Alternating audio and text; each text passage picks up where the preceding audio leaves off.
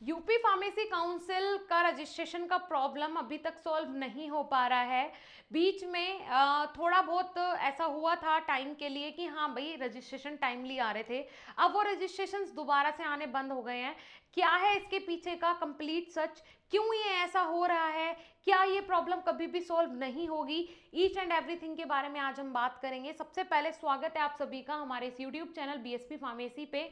मैं साक्षी राजपूत ऐसे ही इंपॉर्टेंट और इन्फॉर्मेटिव वीडियोस आपके लिए लाती रहती हूँ, तो चैनल को सब्सक्राइब जरूर कर लें। UP pharmacy council registration problem बहुत बड़ा प्रॉब्लम है ये, सीरियसली मैं मतलब मुझे बहुत शर्म आती है कि बीइंग अ फार्मासिस्ट कि हाँ भाई इतनी बड़ी प्रॉब्लम इतने बड़े लेवल पे भी हो सकती है। ऊपर से सरकार लेके आई नेशनल फार्मेसी सॉरी क्या था, सेंट्रल फार्मेसी रजिस्ट्रेशन।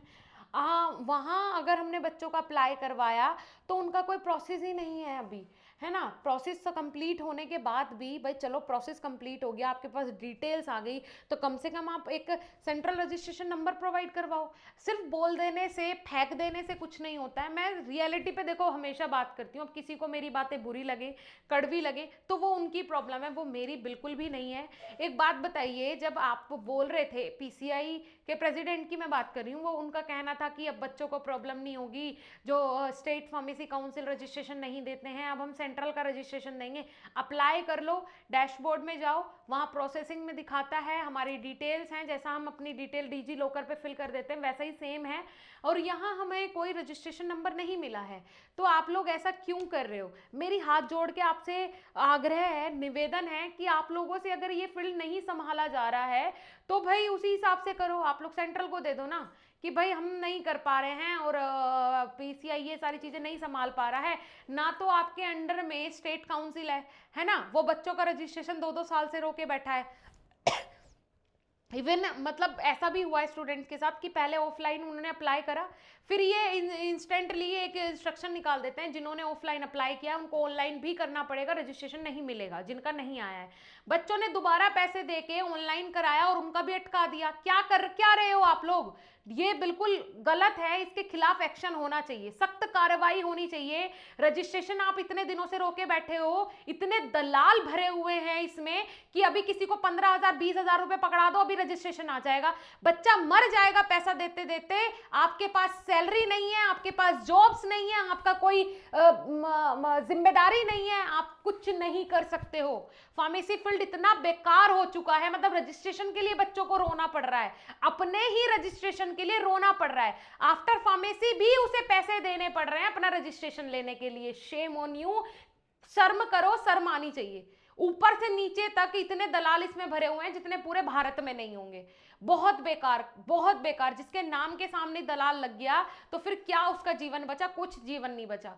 बहुत ही बेकार चीजें हो रही हैं। अभी कहा जा रहा है कि रजिस्ट्रेशन इसलिए नहीं आ रहे हैं, जिनके रजिस्ट्रेशन इन्होंने ऑनलाइन मोड पे भी फंसा दिए कि इसलिए नहीं आ रहे हैं, वो क्या बोलते हैं pharmacy council, UP Uttar Pradesh pharmacy council का रजिस्ट्रार्ड फाइनल नहीं हो रहा है। रजिस्ट्रार फाइनल नहीं हो रहा है तो रजिस्ट्रेशन रुक गए हैं।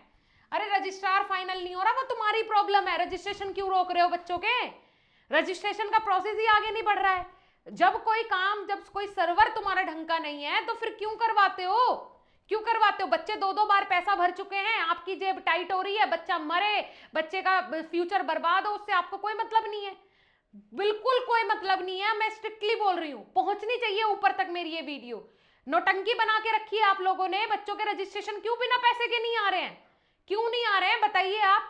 3-3 साल से रजिस्ट्रेशन फंसे हुए हैं, 2-2 साल से रजिस्ट्रेशन फंसे हुए हैं, अभी पैसा दो किसी दलाल को, तुरंत हो जाएगा रजिस्ट्रेशन बच्चे का। समझ नहीं आता आप लोगों को? दिख नहीं रही हैं ये चीजें? बिल्कुल नहीं दिख रही हैं आप लोगों को। बोलना और करना दो अलग अलग चीजें होती हैं, या तो बोलिए मत, और अगर बोल रहे हैं तो उसको करके दिखाइए।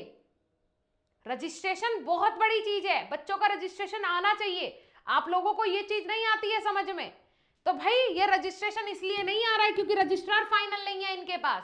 रजिस्ट्रार जिस दिन फाइनल हो जाएगा उस दिन फटाफट रजिस्ट्रेशन आ जाएंगे। जैसे रजिस्ट्रार रोज बदलते हैं, इनके रजिस्ट्रार बदल रहा है, आज रजिस्ट्रार नहीं है, आज ये नहीं है, आज वो नहीं है, कारण कुछ भी हो, रजिस्ट्रेशन नहीं आ रहा है, बस बात खत्म। ऑनलाइन कर लिया, ऑफलाइन कर लिया, दलालबाजी खत्म नहीं होगी इनकी, बिल्कुल नहीं होगी। मेरा हाथ जोड़ के आग्रह है आपसे, निवेदन है, सच में मैं बोल रही हूँ, बच्चों के फ्यूचर के साथ मत खेलिए।